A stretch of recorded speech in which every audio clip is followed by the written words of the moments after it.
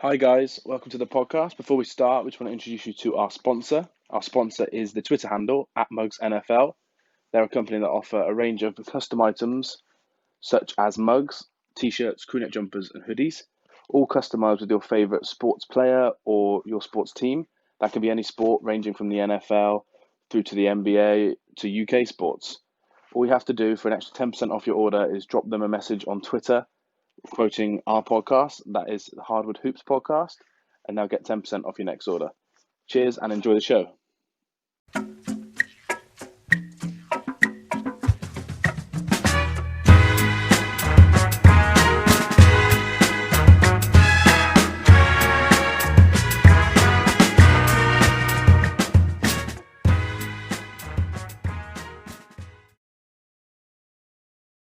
Hello, everybody, and welcome back to the Hardwood Hoops podcast. This is episode 24, and it is an NBA Finals preview. And I'm here with Mr. Lakers UK, Ben Jones. Good afternoon. How you doing, mate? Excited? Happy? Loving the basketball, or gutted that it's nearly over? Mixed, really. I hadn't really thought about the fact it might almost be over. Yeah, that's a bit of a dampener to start a pod on, to be fair.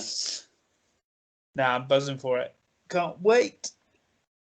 Yeah, definitely. Like I said, this is going to be our NBA Finals preview. We're just going to talk about conference finals, do our finals preview and our prediction, and see where we go from there. But I wanted to start it with Ben. How lucky are we that we're even here? A few months ago, obviously, the season was stopped. A lot of people were doubters about the bubble and about the experience and how it was going to work, and expected loads of games to be called off, which we had a few, but not for bubble reasons. How amazing it is that we're here, and almost how shocking that we got here so easily in a way. Yeah, and as well that all the players involved and stuff, majority were well behaved and nobody got sick, and yeah, we managed to go through. It's a testament to the NBA and the players and everybody working hard and committing to the cause, really. So fair play. Like, this could have stopped at any point, looking at facts and figures and whatever coming from the States, and even at home, this could have had a massive hiccup at any point, but we're here at the finals. This is incredible. So very happy with it. Yeah, definitely. I think you hit the nail on the head there, and I think not a lot of people are talking about how well the players themselves have done. Obviously, the protocols have been insane, and the NBA themselves have done amazing. They've clearly worked out a perfect plan with whatever medical experts they've spoke to, and maybe need to pass those plans on to other parts of the country and other sports. But the players themselves, just to put up with the bubble, I know there's been a few hiccups, but not many. I just think I commend them and their families and friends, people like Gordon Hayward with the birth of his child, stuff like that. I know we had a joke about that last time, but I just think they've done very well, and without their efforts and almost their focus, either we'd have had a lot worse basketball or we'd have had a lot more COVID infections. So fair play to them. Amazing. Cool. Well, here we are, NBA Finals. It's going to be the Lakers versus the Heat. We're going to spend a little bit of time quickly now talking about the conference finals, just to kind of finish that area off and talk about teams that have left in those games. Why don't we start with the West, Ben? Lakers win 4-1 again. That's 4-1 in every series. You called it 4-1, I believe. So. Yeah, Denver put up a fight, especially in Game 5 in the end. And obviously, I think they won Game 4 or Game 3? Yeah, maybe Game 3. Murray and Jokic are like stars, like we said before. So fair play to them for getting here, but Mr. LeBron James was just too much for them, and he looked his best in Game 5, I think. Yeah, he's still struggling with those outside shots, but he hit that one in the fourth quarter that was like the real dagger, wasn't it? He seems to find his stride and hit it when it counts. It helped that Jokic was in foul trouble and they couldn't keep him on the court. You know, that just gives LeBron free reign to the hoop, really, because Anthony Davis will pull out whichever big they've got in the middle, and whoever then is on LeBron usually isn't big and strong enough to stop him barreling down whenever he wants. So he managed to find his form again. So it's yeah, but hats off to the Nuggets. What an incredible run they've had. It'd be very interesting to see if they make moves in the off season, how Michael Porter Jr. comes back next season, whether he's developed his defensive game, whether Jamal Murray can do this consistently over a full season. And I'd quite like Jokic to maintain being quite aggressive under the hoop as well and be a scorer as well as a passer. That's what I'd love to see from him on the Nuggets next season. But you can't fault their effort in the postseason this year. Incredible feats from them. So well done to them and well done to the Lakers. Yeah, they almost left themselves a little bit too much to do in this series, and maybe those crazy comebacks kind of took a lot out of them early on. But you've also got the other side that you're against AD and LeBron, so could you have done it anyway? I'm not entirely sure. Before we move on, I just wanted to ask you, Mr. Jeremy Grant. He's got a $9 million option, I believe. It's either 9 or 10 million, so he's probably going to decline that because he's one of the stars of the postseason for the Nugs. Do you think they should try and re-sign him, or because of his lack of outside shooting and scoring in general, do you think his price might be too high and they kind of need to get more offense around the two stars, or do you think he's the perfect player to kind of try and keep and maybe trade some other players rather than letting him go? A lot of the time, he was almost their third man when Michael Porter Jr. was having a quiet night. I don't think they can just let him walk. I think they need to compete with some of the offers that are going to be out there for him. But at the end of the day, it's not the biggest loss. They've got some pieces they could potentially trade to help replace him. There's players out there that they could sign that could definitely fill that gap, but his name is on everybody's lips at the moment, isn't it? And teams are going to be paying for him in this sort of quiet free agency this season. So it'd be very interesting to see what kind of money he gets offered. Yeah, I'd agree that they should try and keep him, but it's obviously a salary cap sport, isn't it? And if they get outpriced for it, they get outpriced for it. They've kind of got to know their market. Similar to the Bucks, I know we said they should have kept Michael Brogdon, but they kind of chose Bledsoe instead of him, whereas I think the Nuggets will have that choice and maybe choose the right player and try and keep Grant. Yeah. They also lose Millsap's contract, I think, this year. I nearly said summer again, but I'm just going to try and stop saying summer. I think they lose his contract as well, so obviously they've got that cap space, which would be nice. And I think, like you said, they've got players like Will Barn who they can try and offload. But I do think they should try and build around their big three, with Porter Jr. kind of making that step up next year. I think he needs to be the third player on the team, get more minutes, and then maybe like a Grant could be a fourth option if they have it. Yeah, but we'll kind of need to see what they do over the summer, and I think the future's bright. I did hear a lot of people say that they're really good option. They're really good candidates, to come back to the West Finals next year. But I worry with the Clippers and the Warriors returning that this could have been their year. But we never know. And Coach Malone could kind of retool and go again. We're gonna have to wait to see next season whenever that starts. Yeah, there's definitely that chance, but I think you could say that for 7 teams in the West. So yeah, true. Wouldn't surprise me if they made it. Wouldn't surprise me if they didn't. It's one of those literally could flip either way. Yeah, I think Jamal Murray, like you said in your little comments there, I think he's the key there. If he can kind of be this star all season, they're going to have a lot better regular season record than this year. And this year they had a good regular season record as well, but they can kind of take that next step and get home advantage in the playoffs if they're the normal playoffs next year. Yeah, because we said it at the beginning of some of the series, Jamal Murray is the key, because Jokic seems to be rather consistent throughout all the games, whereas Murray will have a good one and a bad one, and he seemed to hit a bit of consistency for himself in this postseason. So it'd be nice to see him that become a regular part of his game rather than good night, bad night. Yeah, definitely. I think early in the playoffs he kind of got rid of that sort of stigma, and then the Lakers series it kind of came back a little bit, not to the same extent, but he kind of raised our expectations of him, didn't he? As he went through, unfortunately, he kind of scored more and more. We kind of set our expectations higher and higher for him, but yeah. I think he can kind of match those expectations. And like we said in our previous pod, I think he's 22, maybe 23 this year, and Jokic is 25. So the future is very, very bright for the Nuggets.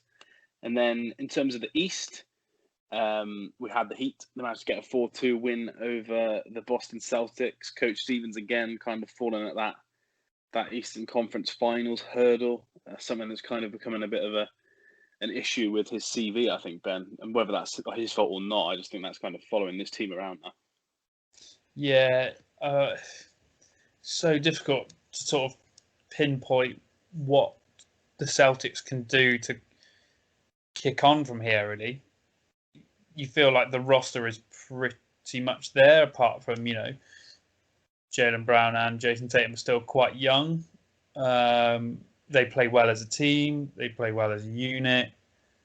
Hayward was injured, I guess, and did look a bit lagging in that last game. Yeah, I guess, but there's not many coaches out there you'd say, right, well, if you replace him, then the Celtics will get over the top. Then I think you just need to re-go again, and it's just the Heat have just been incredible. They've found this run of form, and they've managed to pick up some incredible players for cheap, and the roster's clicking on all cylinders. And obviously, they've got a great coach in Spo, and the Celtics have just slightly underperformed, I guess, because up until through first 4 games, they were tied on total points, or first 5 games even tied on total points, which shows you how close this series has been. And Boston's only won 1. That's how tight these games have been. It's so tricky to call, but I think the Celtics just go again. Rewind, go again. Maybe try and add a few pieces here and there if you can, but I wouldn't change much. No, I think they need to add someone in that centre power forward role to try and kind of shore up that rotation a little bit. And it's just crazy to see them. Obviously, they kind of did this tank. They got huge amounts of picks. They're insane at trading. They're one of the best trading organizations in the NBA. And they obviously thought that the Grizzlies pick was going to be a top 3 pick this year, and the Grizzlies go and get themselves in the top 9, so they miss out on that. Last year they had the Kings pick, that the Kings obviously finished 10th, so they kind of lost that pick. They thought that was going to be another top 3 pick. So they had four picks, I think, in the last 3 seasons that were due to be in the top 5, and only one of them ended up being in the top 5. Stuff like that just really screws up your team building, because they've made such a great effort to make these trades, and the trades look amazing on paper. Like, when they did them, everyone was like, that's insane. And then these teams 2 years in a row have just kind of outperformed expectation and almost lost the Celtics that top level pick. And we all know how hard it is to get a kind of a mid-level draft pick and turn that into a star. So I do feel sorry for them with that little bit of unluckiness. But I just think they made a couple of moves this offseason. Like, Cantor didn't quite work out to the level they wanted to, and I think maybe they can improve that area. And I think Hayward's a free agent this summer. I think he's got a team option. No, a player option, sorry. And if he doesn't pick that up, he's a free agent. But I imagine with that ankle injury, he's gonna pick that up because it's an obscene amount of money. So I think it could be almost the same team with a few different rotation players, but I'm not really sure what they need. Maybe someone to help handle the ball a little bit when Kemba's off could be an option, and another big potentially. Yeah. I think he'll definitely opt in. The team chemistry seems to be really, really good, and like team morale and everything's massively up for this Celtics team. So, it wouldn't surprise me if he opts in, and maybe they try and bolster that centre power forward position, because they'll attract players even on minimums and like minimum vets and stuff. They'll definitely attract players that want to have another, maybe a final run or whatever, like the sort of McGee's and Dwights of the Lakers. They'll pull somebody out somewhere. So run it back, Celtics. Run it back. You've done amazing. Let's see it again. Yeah, and they've got two first-round picks, I believe, maybe 3 actually. I have to double check that. It's either 2 or 3 this year. So they've obviously got the chance to package that in some sort of deal to move up, or if they like 2 players where they're picking, they can add a couple of players there. So I just think they need to have a better draft than what they've done recently with players like Romeo Langford. I think they've wasted a few picks. So this could be a crucial summer for them. But going back to the Heat, like you said, they've been absolutely amazing since the bubble started. They were good all season, but they had those kind of road games that kind of knocked their record down a little bit. They were quite famed for doing well at home and losing tricky games away from home.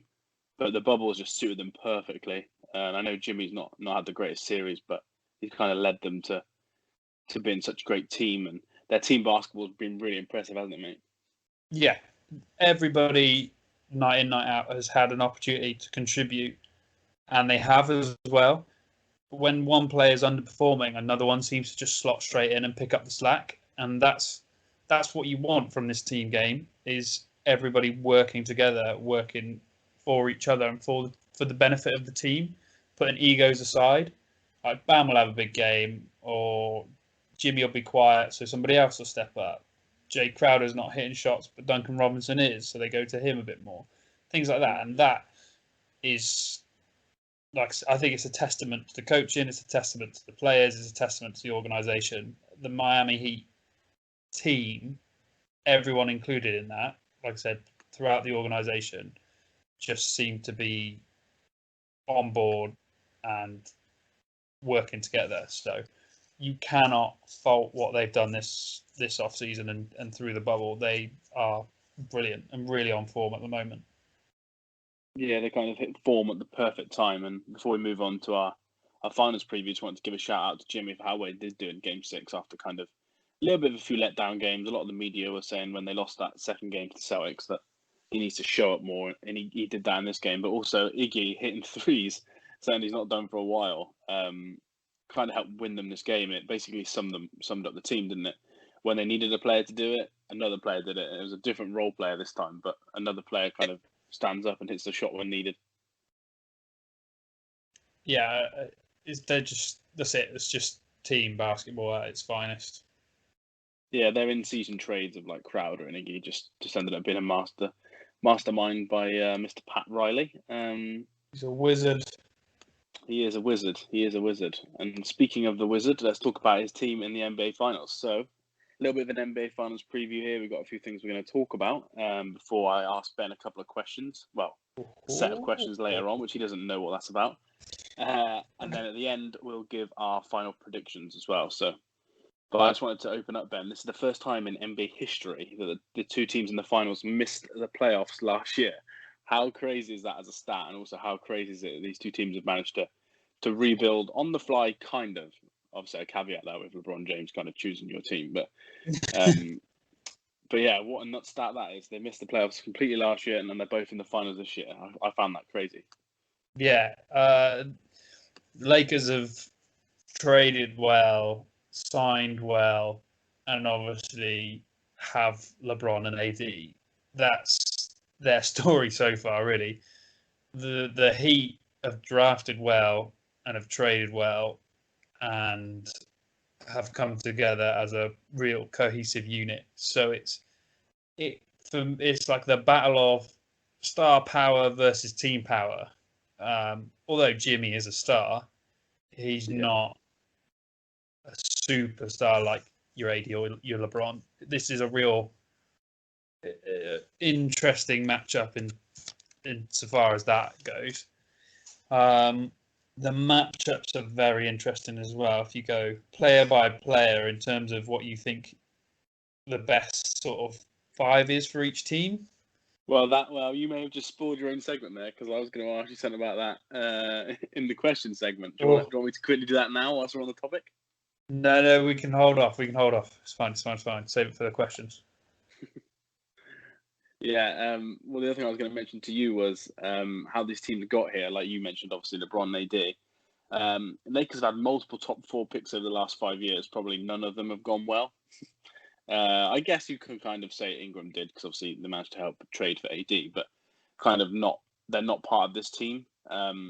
Whereas the Heat, they lost LeBron James, Bosh, Wade over the last 10, 12 years. And they've never, ever had a pick since then higher than 10, showing that you can actually rebuild without tanking. So the Lakers and Heat, how they've got here is so different. I couldn't believe they've not had a pick higher than 10. Well, lower or higher, how you look at it, better than 10. Showing that you can win without tanking, like you said, and showing you can go from not worst to first, but you can go from outside to inside to the playoffs. I just think that's a crazy stat that how these two teams have got here. It's one of those things, isn't it? Like everybody that gets drafted into the NBA, especially first round, are talented and have an incredible potential, and it's just how the teams utilize it and feed it and bring it on. And the Heat seem to just breed excellence out of players that they draft. And I don't know what they do there in Miami, but the players they manage to draft and bring on are brilliant. They just buy into everything that's going on down there, and they just come on leaps and bounds. So, yeah, it's fantastic to see. Definitely. Yeah, I agree. Their scouting network's really good as well. Just kind of getting these players in areas that maybe they shouldn't, or players that drop that you'd think would go higher. They really know how to kind of target the players that suit them, which is good. But also in terms of these two franchises, obviously there's a little bit of history here. Mr. LeBron defected to Miami back in the day, so we've got LeBron versus Riley and Spo again. Do you think that's a cool little storyline going into the finals, and the media are going to kind of focus on that quite a lot? Yeah, definitely. There's some great storylines here with Jimmy leaving the Sixers and going to the Heat, and sort of his work ethic, pulling this team together and getting them to the finals. LeBron going against a former team. It's all amicable, obviously, but it's definitely going to be entertaining. So, yeah, some really, really good storylines coming out of this one. That is for sure. And also, uh, Danny Green was a rookie on LeBron's Cleveland team, so there's a little side storyline if he can get Danny Green another championship. He's got one with his rookie. Oh yeah, never even thought about that. That is a nice little side note, isn't it, to kind of add to the mix of stories we've got in this finals. Yeah, Dion Waiters was a Cleveland player as well. Was he drafted by Cleveland? I think he might have been. And then he was drafted by Cleveland. He went to the Heat as well. There's another bit of the story. He went to the Heat, didn't he? And then got released by them this season. They hate each other. But Dion Waiters probably won't play a minute in the finals unless there's a blowout. He'll just get a ring potentially against them for not doing a lot, which might be a little bit of a kick in the teeth for some of the players that didn't get on well with him. Because I know that he wasn't well liked, was he, across the organisation? Just didn't fit their team dynamic, did he? No, he's the opposite, isn't he? Jimmy and him would have clashed if that would have been a long-term relationship. 100%. Cool. So, obviously, like I said, we're going to do our final predictions at the end. But I wanted to ask you what you thought were the keys. If you take your hat off and put a Lakers hat on, then a Heat hat on, what are the keys for each of those teams for trying to win? What do each team need to do if they want to win the title, in your opinion? Heat need to keep doing what they're doing, moving the ball, and get their guards going. Goran Dragic, Robinson, Tyler Hero, even stretching out sort of Jay Crowder in your forwards. Keep those guys hot if you want to win in Miami. And Bam Adebayo's just got to try his best to slow AD and LeBron down as much as possible. Same with Jimmy. Just try and slow LeBron down as much as possible. That's how I'd sort of split the team. Get those kind of guys working defensively. Sort of, I'd guess Jay Crowder, put him on the defensive team, slowing those two down, and the rest of you sort of trying to spread the floor, get the guards going. That's going to be their path in, because on the flip side, AD and LeBron are going to do their thing. It's just, can the role players contribute enough to keep them going? Can Dwight do what he did to sort of to Jokic in this last series, get Bam in some foul trouble, get him off the court a bit more, space the floor open to try and get LeBron and AD in the sort of a free run to the rim a bit more? Can Danny Green hit a shot? Be interesting to see. Can Rondo be playoff Rondo again? Can Caruso step up and play like he has been, because he's been a bit hot and cold this postseason? The Lakers need some consistency from their role players, which the Heat have had sort of in abundance. And those are the factors I think it would come down to for me. What about you? Yeah, so I wrote a couple of things down on this. So I'll start with the Lakers. The Lakers haven't lost in the bubble when they've shot above 30% from three. So I think that it's obvious to say in the modern day NBA, but not necessarily as obvious with the way the Lakers play, because they're so big. But when the Lakers shoot, like I said, over 30%, they win games, and they've done that in the playoffs as well. The games they've lost, they've shot under 30% from outside. So I think that they need to kind of almost focus on that area a little bit, whether that's in terms of creating good shots for each other, finding the open man to kind of increase your almost chance of hitting that three rather than hitting like J.R. Smith highly contested threes. You want to be trying to hit like LeBron threes. Like LeBron very rarely will take a bad three. So I think that's going to be quite key to them. And I agree with you that people like Danny Green and maybe KCP are quite crucial just because they are the outside shooters that are going to get those shots. So Yeah, for me, especially since I think LeBron and AD will get doubled in the post. Yeah, they will quite a lot, and I'll go on to talk about it in a minute. But obviously, Miami have that little zone defense plan they put together in parts of games. We're not sure if they'll carry that on into this game, obviously, because Spo does change his looks depending on who they play. But against the zone, you do get often good looks, especially kind of in the corners. And if you've got players like LeBron and AD kind of posting up or going inside, driving to the basket for driving kicks, then your kind of role players need to be good from outside. And I think Kuzma and Caruso, who have really kind of not let themselves down, but I've been kind of disappointed with them from outside.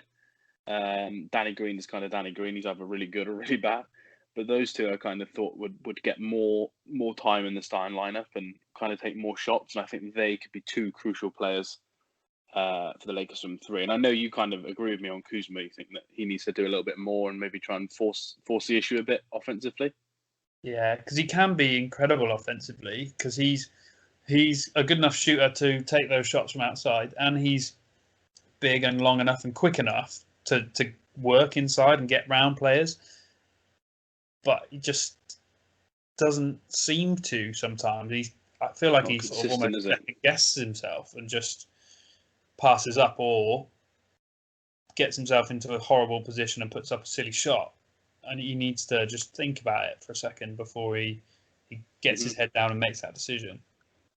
Yeah, I agree. He's so good on the fast break, but when it's half-court offense, he really needs to work on almost his game intelligence, I think, and kind of finding where his shots are in this offense, which you think would have come by now, but it's kind of game to game with him. So I think he could be a key player off the bench. And in terms of my thoughts on the Heat, I agree with you that obviously they kind of have to do what they've been doing, but that's easier said than done. It's just a case of which role player is going to be good on the night for them sometimes. They've been the best shooting team in the bubble so far from outside. And if the Lakers are going to shoot well with the inside scoring they're going to get naturally from having two insanely good players inside, I think that the Heat kind of really need to shoot well from outside. They need to have a couple of games where they're lights out from outside to try and get those 2 or 3 wins just from pure offense and not rely on their defense entirely.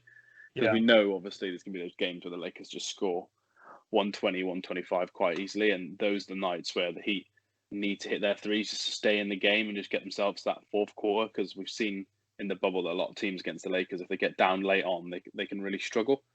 So I think it's kind of that outside shooting. I think Tyler Hero could be the key guard to really cause them trouble. But again, it's kind of on the night. Dragic can have his big nights. And then, like I said earlier, Miami's zone defense, I think it could work quite well against the Lakers to a point. It could force them to shoot more from the outside than they'd like. And then you're kind of hoping they don't have those 35% nights, 40% nights. So they have their bad nights.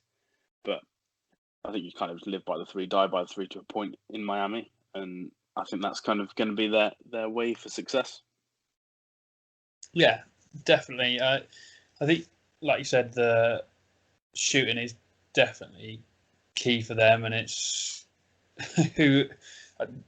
interesting because I always think LeBron teams struggle against good guards, and the Lakers, kind of starting with the Trailblazers, I guess that's the sort of closest prep they've had to playing a team a bit like Miami in terms of your Melo is a bit like your Jimmy Butler, and then Nurkic is going to be the sort of band player, and then you're looking at guards aren't the same level as McCollum and Dame, but that style of Laker play where they're getting out on these guards and trying to shut that three down early, that's what they're going to have to go back to. It's so different to how they played against the Nuggets, I think.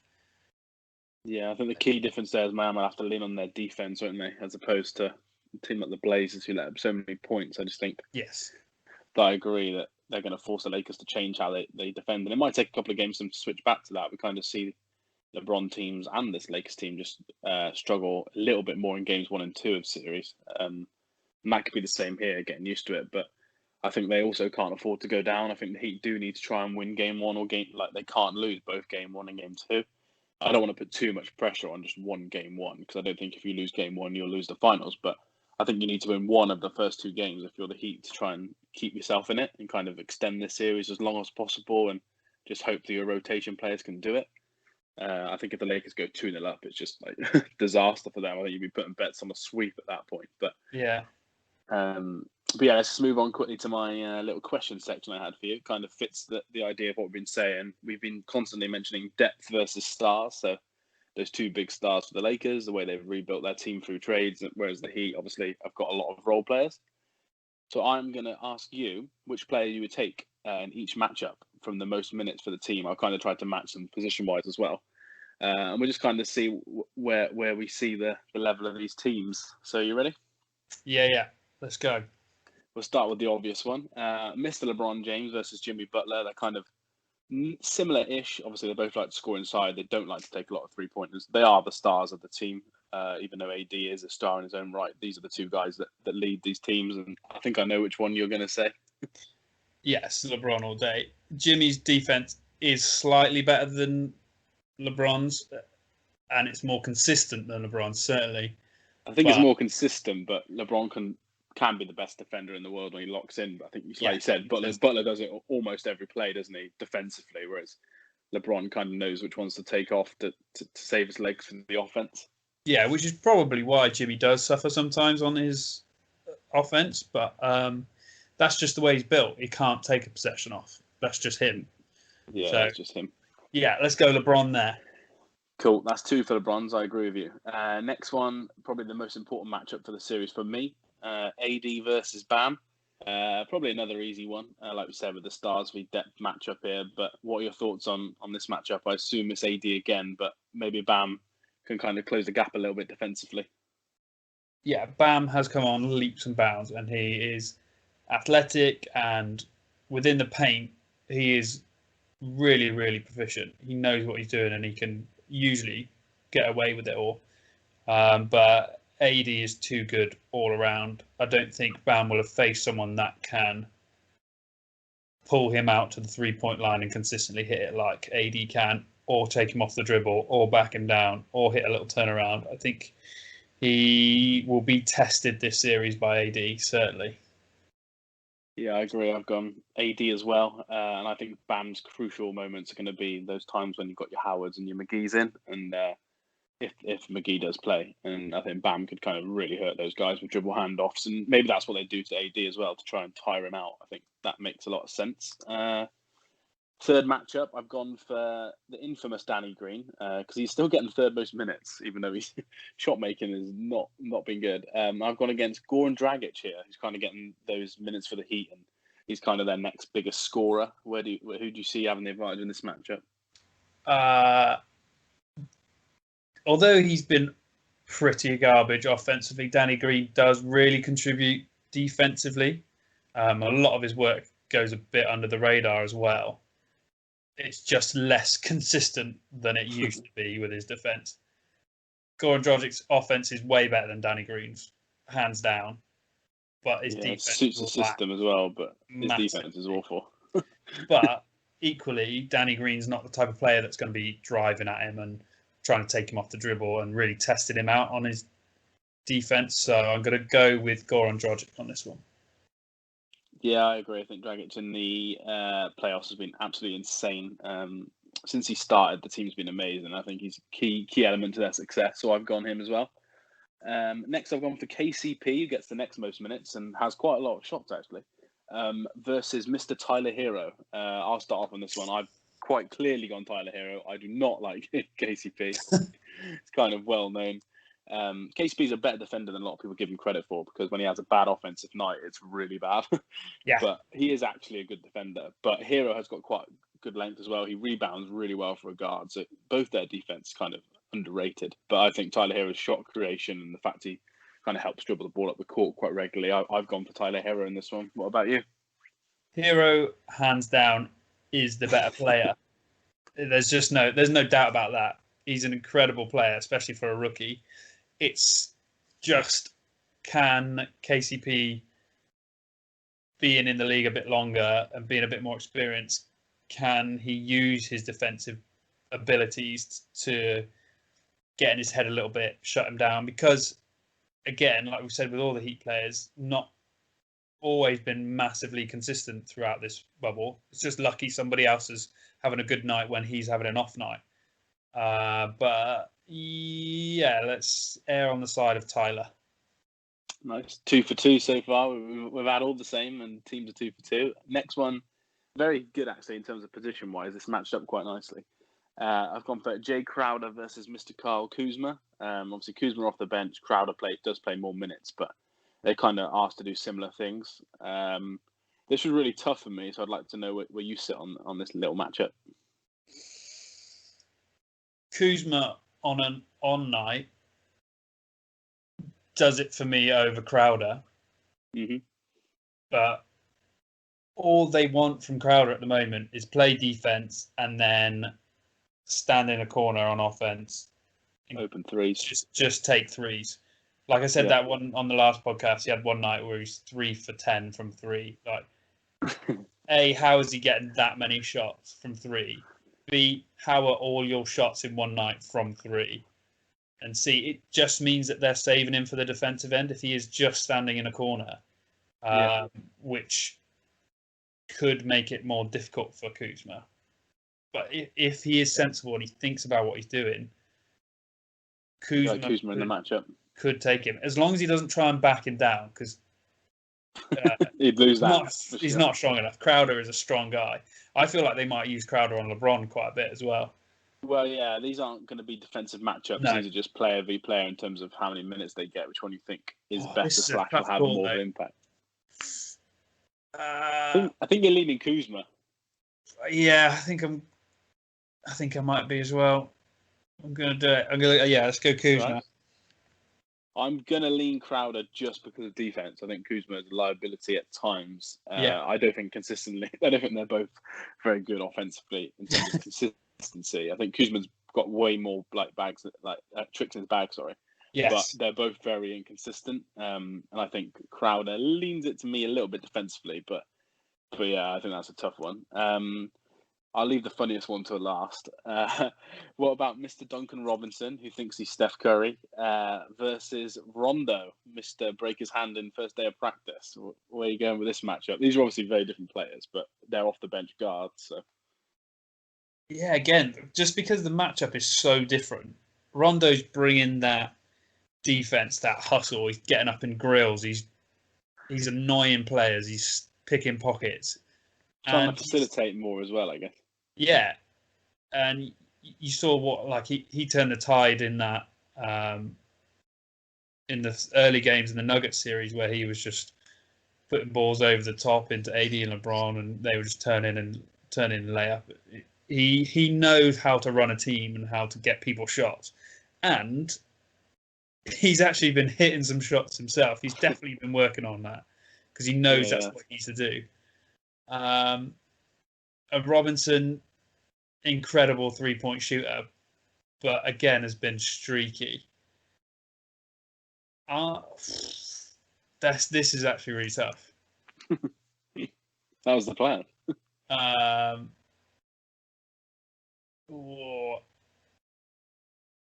Give me Rondo. I'm going for it. Give me playoff Rondo. You'll be surprised to know I don't like Rondo, but I've actually gone for Rondo as well. Wow. I don't really know why. Maybe it's because I'm annoyed that everyone thinks Robinson's going to be as good shooter as Steph, which he won't be, or Clay. But yeah, I just like Rondo on the defensive end a little bit more in this matchup. Similar to Crowder, really. I think you've got to play defense in an NBA Finals. I don't think it's going to be as high scoring as some games. So I've gone for Rondo. And then the last one, they don't really match, but minutes-wise they do. And they're both quite old veterans. So I've gone with Mr. Dwight Howard versus Iggy, Andre Iguodala. I've got a clear winner for this. But I'll be interested to know your thoughts. One does get a lot more minutes than the other at times, to be fair. I think Iggy is going to be more important this series than Dwight's going to be. Yeah, just I agree. Because of past experience guarding LeBron in the finals. Mm-hmm. Even if he's not on the court, he is going to be telling everybody what to do and what to expect, where to go, and just helping everybody out. Whereas Mm-hmm. Dwight, like I said earlier, he is going to be used primarily to annoy Bam and try and tire him out and try and tire their bigs out, try and out rebound, just rim run, hustle, energy, get those offensive rebounds, definitely. But Iggy, I think's a bigger part to play in this series, so I'm going Andre Iguodala there. I'm going Iggy as well. I think Howard will probably do more offensively throughout the series than Iggy. Iggy will probably hit a few big shots that people don't expect in the fourth, but I agree with you that Howard will be asked to do more offensively. But I just think that Iggy will be asked to help guard LeBron at times, probably switch on to AD in small match when the Lakers go big, and the Heat try and stay small. Yeah. So I've gone Iggy as well. And the point of that exercise did work out quite well because I've chosen 4 Heat players and 3 Lakers. You've chosen 4 Lakers and 3 Heat. So it kind of went the way I thought it was going to go. And leading on from those combos, let's get your finals prediction then. What are you saying that the games are going to go like, the overall series, and obviously an actual score prediction? Well, firstly, I can't believe we didn't get a Caruso matchup as well there. Oh no! The reason was the Heat only play 7 guys, so I kind of had to pick 7, and I thought it'd be funnier to put Rondo in there. Yeah. Well, just a quick fire, just off the top of your head. Don't debate it. Just go. Rondo or Crowder? Crowder. Yeah. Just consistently on the threes rather than. Yeah, and I think he'll play a lot more minutes because the Heat, like I said, haven't got as many bigs like the Lakers. I think he'll have to guard the bigs a bit more. Yeah. Whereas I think Rondo, you could see some games where he might only get like 15 minutes, and they'll be important 15 minutes, but Crowder could get into the 30-minute territory at some games. So I would sneak Crowder in there. Nice. But yeah, what about your finals prediction then? And also, how do you see who's going to win Game 1? Because that's obviously the first game coming up on Wednesday evening at 2 a.m. I'd like to know your thoughts on Game 1 and then a finals prediction, please. I think the Heat are taking Game 1. Nice. I think they are going to come out guns blazing, and I think they're going to take the Lakers by surprise. But it's not going to worry the Lakers too much this early on in the series, knowing the way they like to play, the way they like to adapt. I think they'll see... The way LeBron likes to lose Game 1. Yeah, exactly. I think they will take this and adjust. I don't think it's going to be a cakewalk, though. It's so tough because the Heat are so much deeper.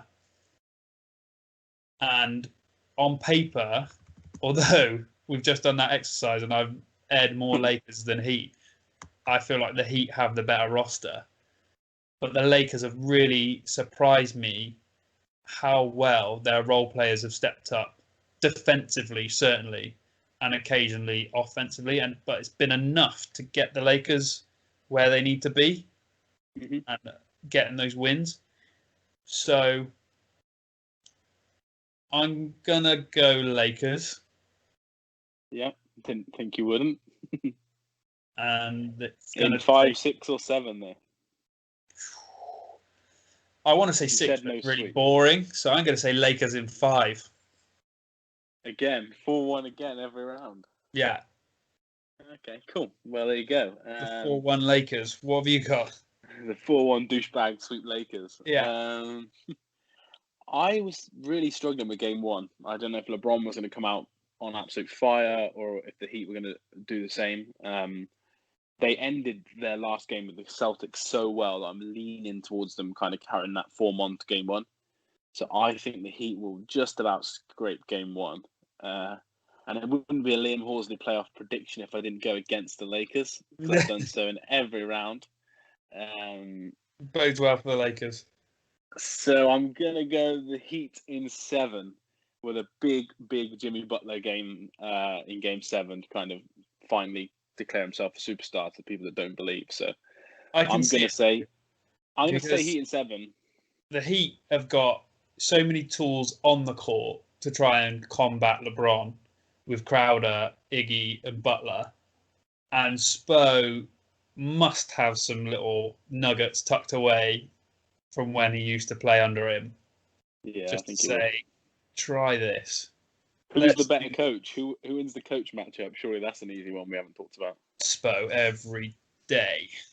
Yeah, he's the top 4 coach in the league for me, for sure. Vogel's, I don't know, bottom 4. Nah, Vogel's maybe not bottom 4. He's But middle of the pack, isn't he? yeah, he's middle of the pack at best, whereas Spo's a bit of a genius. So I agree with you. I think that he's going to have some cool things to either throw at LeBron at one end or to create offense on the other against LeBron and AD to try and make them move around a bit more, maybe. Yeah, definitely. Cool. All right. Well, there are our predictions. We're both absolutely buzzing for it. And like I said, the first game is Wednesday night. They're all late tips now because it's finals time. So you're talking 2 a.m.s, damn it. 1 a.m.s, 2 a.m.s, yeah, across the board. I think there's 1:12:30 on Friday or Saturday, which is the earliest we're going to get. In terms of our plans, I think me and Ben are going to come together again at the end of the week, or maybe early next week. We'll have to decide on that one. But tomorrow evening, we're going to release a fans preview episode, which will be interviews with Cole from Lakers UK and Dan from Miami Heat UK as well. I kind of know both those guys. I'm going to speak to them as well, speak to both of them. Ben might be involved depending on the times. We'll see how we get on. But that should be good kind of to get their feelings and different views that maybe me and you won't have because we haven't watched the team every minute of every game, which should be fun, Ben. Yeah, definitely. It's always good to hear that insight from like a true team fan, whereas we've got our teams that we like and our sort of favourites, I guess, but we are NBA fans at the end of the day. We love every part of it, whether you're a terrible team or a good team, we are rooting for you kind of thing, whereas a die-hard team fan, it's difficult to sort of get away from their passion and their knowledge. Definitely great to have that being interviewed.